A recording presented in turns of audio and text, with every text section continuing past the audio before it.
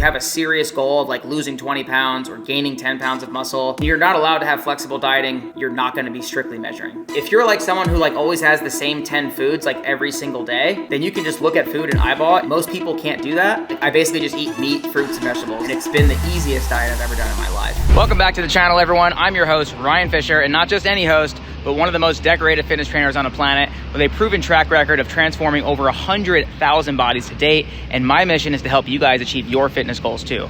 Today, I have a very special episode for you guys. This is a sneak peek from one of my high value, high paying VIP coaching calls where we reveal the real deal on how to diet, help you guys understand why people fail at it, how to understand your caloric intake, and I will even explain how you can enjoy your favorite ice cream each and every night without sacrificing your goals. Plus, you guys are gonna discover the secrets to eating out without sabotaging your fitness journey.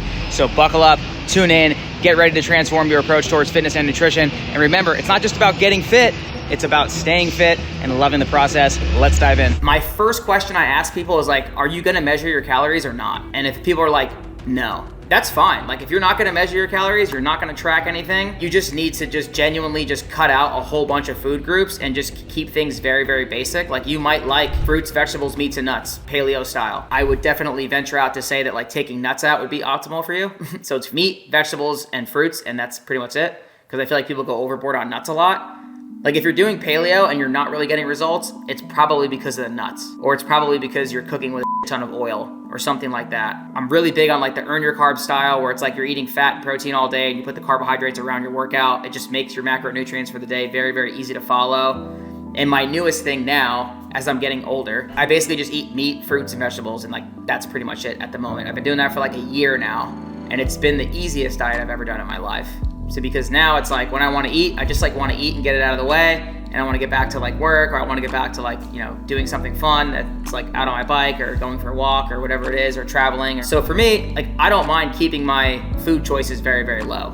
And for people who aren't going to measure, like I'm probably not going to be measuring as much as I'd like to. I've already measured tons and tons back in the day. I can eyeball stuff very, very easily. If you're like someone who like always has the same 10 foods like every single day, then you can just look at food and eyeball it and you're good. Most people can't do that, so they're gonna need to just limit a lot of food groups. If you wanna be flexible, then you're gonna have to measure. You're not allowed to be flexible in your dieting if you have a serious goal of like losing 20 pounds or gaining 10 pounds of muscle. Like I would call each one of those serious goals, and you're not allowed to have flexible dieting, in my opinion, if you're not gonna be strictly measuring. Like you have to measure, because otherwise it's just like you're gonna get stuck spinning your wheels. Like a lot of people will probably have, like, let's just say their calories are 3,000 for the day. They might like measure Monday, Tuesday, Wednesday, and they're like, yep, 3,000, 3,000, 3,000.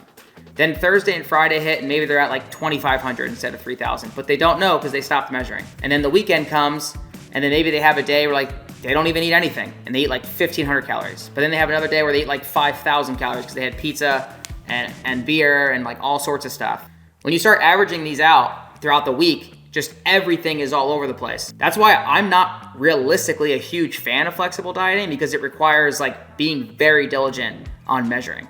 I am a huge fan of just eating whole foods. Go to the grocery store, stick to the outside, big fan, huge fan. It just makes things so easy. And then if you wanna have like treats and stuff like that, like I have a girlfriend, I understand what it's like that chick always wants to eat ice cream. She always wants to like go eat all sorts of things that I'm not always stoked on. And funny enough, she actually looks better than me. But the reality of this is the simple fact that like someone like Zoe, for instance, she does have ice cream like almost every night, but she all day is eating like egg whites and like fruit and like vegetables, and like it is absolutely like calculated into her diet every day. Like if you were to ask her like, oh, like I remember like one time I was like, damn, that's a big ass fucking ice cream cone, you know? And she was like, don't talk to me like that. Like I've been waiting for this like all day. So with that being said, let's just say you are gonna go out to dinner, you're gonna go off the handles, you wanna eat whatever you want to have dessert, you wanna do all that stuff. Just like skip a meal throughout that day. Skip breakfast that day, or skip lunch that day, or skip your 2 snacks that day. You know, maybe not have an appetizer that day, but have your dinner and then have the dessert. That's something that Zoe and I like to do. Like when we go out to dinner, we like to not get appetizers and then just get the meal and the dessert, because I already know the dessert's coming no matter what. So I gotta give up some calories somewhere else. Typically when it comes to restaurants, I always like to go to restaurants that have like the word grill in it. Because if it's a flat grill, usually that's like where they spray oil and all the stuff all over it. Not like spray, but like the liquid oil like everywhere. and you do get a lot of calories. Typically, I want to say it's like 300 to 500 calories more in your dinner per meal than you would expect if it was to just be cooked by yourself. So let's just say you went out to dinner every single day throughout the week. Let's just say it was 400 in the middle, between 300 to 500 extra calories per day.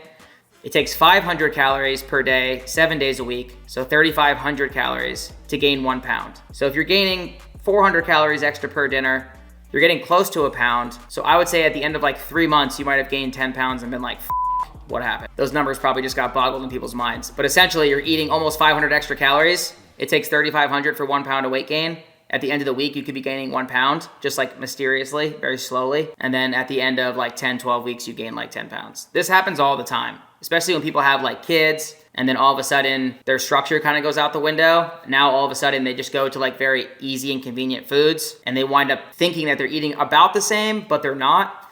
And because of it, they wind up having these like, they don't see the weight gain immediately. It's like slow.